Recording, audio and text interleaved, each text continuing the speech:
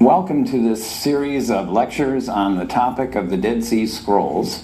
That topic uses a familiar term in Western culture, a term that we've probably all heard, perhaps heard many times, the Dead Sea Scrolls.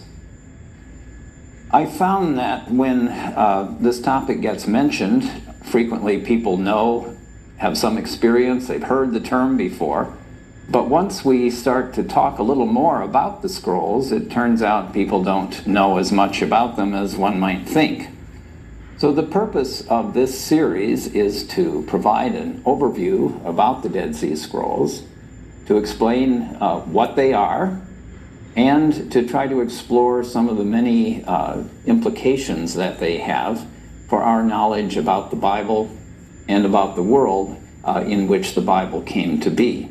So we'll cover quite a variety of topics on the Dead Sea Scrolls, and I hope that through this series of lectures you'll find that you know an adequate amount about the scrolls and also have a good understanding so that when you hear some strange theories about the Dead Sea Scrolls, perhaps you'll raise some questions about them. In this first lecture, I'd like to cover two principal topics. The first of them will be to give you a quick overview about the subject of the Dead Sea Scrolls, and the second will be to describe the first discoveries that gave rise to this whole phenomenon of the Dead Sea Scrolls. So the first topic, I like to call this the Dead Sea Scrolls fact sheet. As we go through the various subjects that we'll be covering in this series, I think you'll discover that there are many points about the Dead Sea Scrolls that are debated among experts today and debated in popular audiences. There are many disputes about them, but I think we can call this list that I'm going to give you a fact sheet because almost everyone would agree with the statements that are found here. And this list, I think, will give us an overview, an introduction to the whole subject, and these subjects will be treated in more detail as we go through the individual lectures. So first, the Dead Sea Scrolls fact sheet.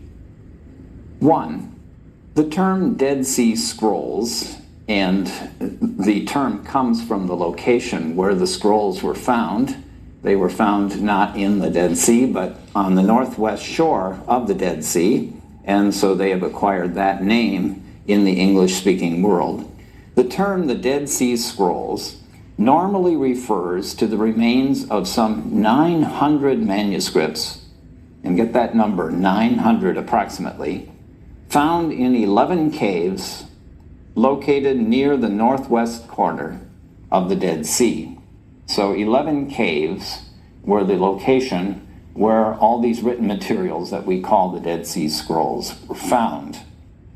Those caves were located between 1947 and 1956.